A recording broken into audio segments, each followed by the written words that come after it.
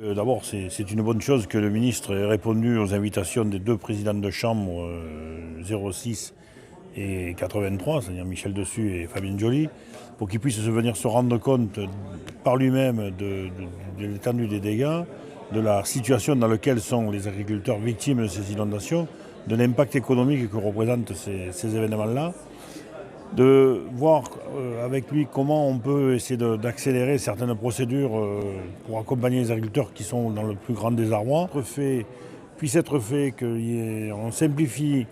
les démarches administratives ou que certaines décisions, quand elles sont prises, ne soient pas retardées, entravées par des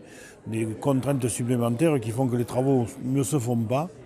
et qu'on se retrouve dans quelques temps avec un nouveau sinistre et qu'on puisse se dire mais pourquoi ça se reproduit comme ça. Donc ça c'est le premier point. Deuxièmement, que même si on fait des travaux pour nettoyer, si on aménage certaines digues ou autres, si on est optimiste, il restera toujours un risque et ce risque-là, il faut voir de quelle façon on peut l'atténuer. Ça c'est la prévention. Après, sur l'accompagnement des agriculteurs aujourd'hui par rapport à cette situation, effectivement, les conseils départementaux, l'État, tout le monde se met en mouvement, le conseil régional, tout le monde se met en mouvement pour dire qu'il faut aider. Mais on accumule des petits morceaux pour arriver par rapport à un désastre qui est quelquefois compromet la survie des exploitations, puisque en plus ça revient en répétition. Donc il faut qu'on trouve le moyen de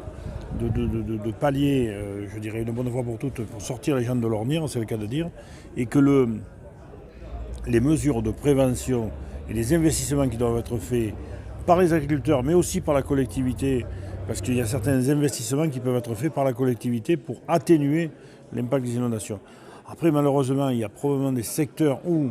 compte tenu de l'urbanisation qui a été faite peut-être de façon un peu sans réfléchir ou sans intégrer ce problème-là qu'on n'avait pas forcément, que personne n'avait mesuré,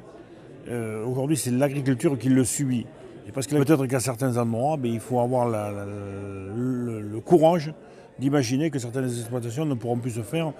sur ces territoires-là, parce que c'est trop risqué.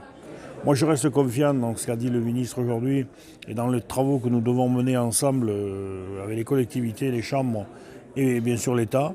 Il faut de la rigueur, il faut de la persévérance, il faut aller chercher des moyens à l'Europe, FEDER et les contrats de plan État-région, pour que tous ensemble on atténue